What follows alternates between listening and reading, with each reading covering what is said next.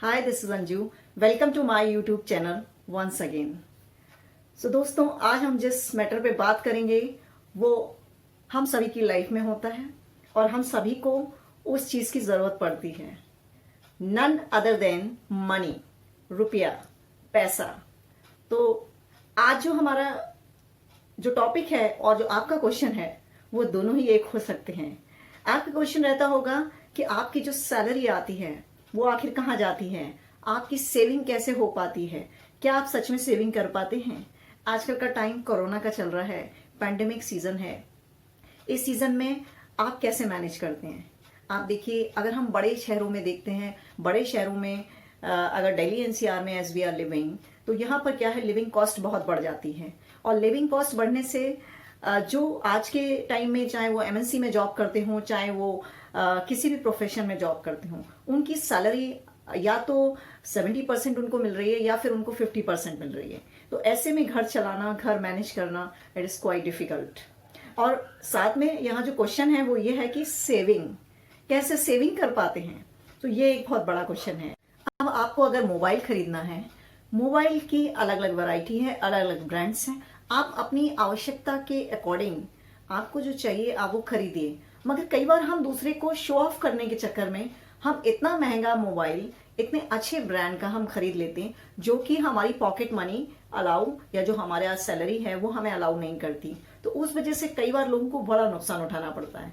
अब क्या है, अब आपको पैसे की जरूरत है, बिकॉज यहाँ पर वैल्यू किसकी है, कैश की। उस मोबाइल की वैल्यू नहीं है, बिकॉज आपने वो जो मोबाइल खरीद लिया, उसको खरीदने के बाद आपने जो कैश दूसरे को दे दिया, आपने अपनी पावर, अपनी ताकत जो है वो दूसरे को दे दी। क्योंकि जो कैश है उसमें ताकत है, उसमें पावर है। मोबाइल में ताकत नहीं है, मोबाइल में पावर नहीं है, वो ताकत खत्म हो गई, मोबाइल की वैल्यू घट गई। आपने वो मोबाइल खरीद लिया, उसके बाद मोबाइल की अब उतनी वैल्यू नहीं रही। आप उसको दोबारा बेच भी नहीं सकते हो। आप वापस जाके अगर उसी शॉपकीपर को आप बेचोगे तो वो नहीं लेगा उसको। तो यानी कि आपने अपनी ताकत को दूसरे को हैंड ओवर कर दिया। तो इस चीज का आपको ध्यान रखना है। सबसे पहले हम बात करते हैं कि जब आपकी सैलरी आती है तो आप क्या करते हो। क्या आप बजट बनाते हो? क्या आप उसकी एक लिस्ट तैयार करते हो? क्या जरूरी चीजें हैं जो आपको लेना है और या नहीं लेना है? क्या आप एकदम से मार्केट जाते हो और आपका दिल करता है कुछ भी खरीदने को और आप ऐसा कर देते हैं? देखिए, हमें यहाँ पे ये ध्यान रखना है कि हमें उस पैसे की वैल्यू समझनी है, मनी की वैल्यू समझनी है, रुपए की वैल्यू समझनी है। तो इस चीज को ध्यान में रखते हुए सबसे पहले हमें लिस्ट बनानी पड़ेगी कि हमें क्या लेना है और क्या नहीं। ऐसे टाइम में क्या चीजें हमारी इंपॉर्टेंट हैं हमारी लाइफ के लिए, और फिर उनको हमें शॉपिंग की लिस्ट में डालना चाहिए और तब हमें उन्हें खरीदना चाहिए।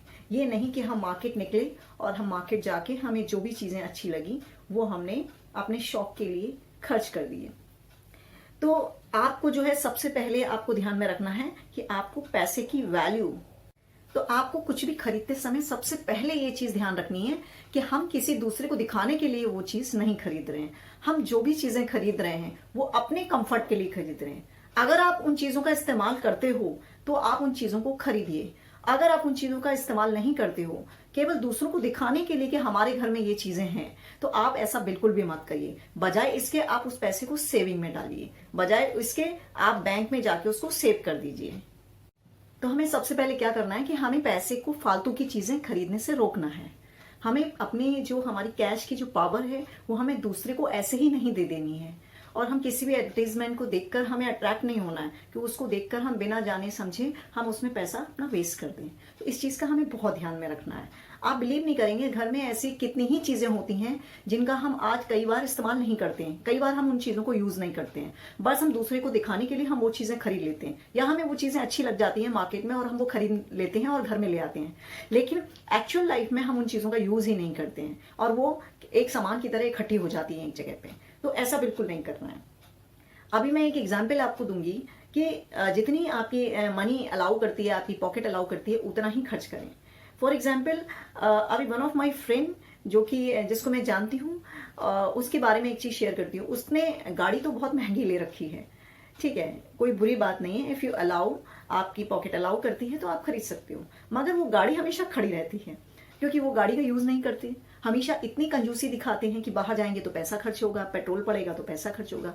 जब आप इतनी बड़ी गाड़ी को संभाल नहीं सकते, आप उस गाड़ी को मैनेज नहीं कर सकते, मेंटेनेंस नहीं कर सकते, तो आपको इतनी बड़ी गाड़ी लेने की जरूरत नहीं है।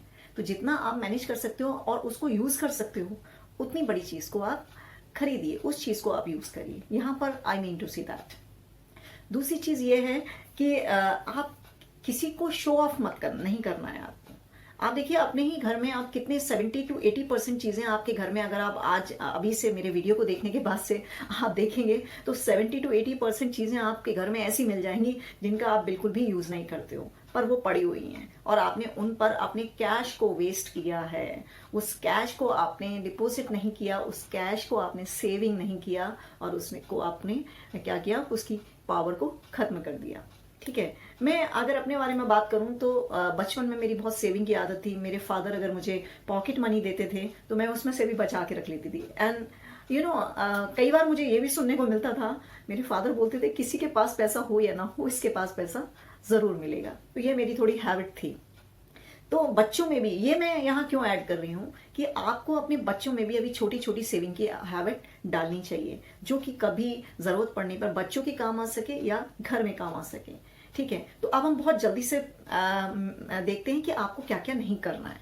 आपको नंबर 1, आपको अपनी फाइनेंशियल सिक्योरिटी पे ध्यान देना है और आपका जो मेन एम है वो होना चाहिए कि जब आपको कभी जरूरत पड़े तो आप उस पैसे का यूज कर पाए। और आसानी से कोई भी ऐसी चीजें आपको नहीं खरीदनी है जिनका यूज आपको जनरली आप डेली लाइफ में नहीं करते हो। दूसरी चीज आपको ध्यान में रखनी है कि अपनी मनी को स्टेबल बनाइए। ठीक है, इतना ज्यादा नहीं है कि आपके हाथ में आई और वो चली गई, इधर से आया पैसा और उधर तुरंत चला गया। आपको उसे रोकना है, स्टेबल बनाना है। ठीक है, जिससे कि आने वाले टाइम में चाहे घर में बच्चे हैं या आप लोग हैं, किसी को किसी भी मुसीबत का सामना ना करना पड़े। फिर हम बात कर लेते हैं कि मनी की जो पावर है, नंबर 3, मनी की जो पावर है उसको प्रोडक्ट में मत उड़ाइए। किसी भी प्रोडक्ट के एडवर्टाइजमेंट देखकर उससे अट्रैक्ट होकर उसमें उस मनी को वेस्ट मत करिए। इस चीज पे आपको ध्यान रखना है। चौथे पॉइंट को बहुत ही ध्यान से कि मनी को रोकने की जो हैबिट है वो बचपन से ही बच्चों में डालिए कि वो उसे रोकें, उसकी प्राइस और उसकी वैल्यू समझें। ठीक है, तब वो, क्योंकि जो कैश है वही पावरफुल है, बाकी जो प्रोडक्ट हैं वो वैल्यूलेस हैं। उनकी वैल्यू तब तक है जब तक आपने उनको खरीदा नहीं है। यानी आप अपने कैश को दूसरे को हैंड ओवर मत करिए इतनी आसानी से, जब तक कि वो चीज आपकी बहुत ज्यादा इंपॉर्टेंट आपके लिए ना हो। तो अगर आप इन सभी चीजों का ध्यान देना आज से ही शुरू कर देंगे इस वीडियो को देखने के बाद, तो डेफिनेटली आपकी सेविंग की हैबिट हो जाएगी और आप अपने मनी को रोक पाएंगे, अपनी मनी को ज्यादा से ज्यादा सेव कर पाएंगे। और अगर आपको मेरी ये वीडियो अच्छी लगी होगी तो अपने फ्रेंड्स में, रिलेटिव्स में इस वीडियो को शेयर करें, जिससे कि उन्हें भी ये छोटी छोटी चीजें उनके काम की बन पाए और उन्हें वो इसका फायदा उठा पाए। Thank you so much.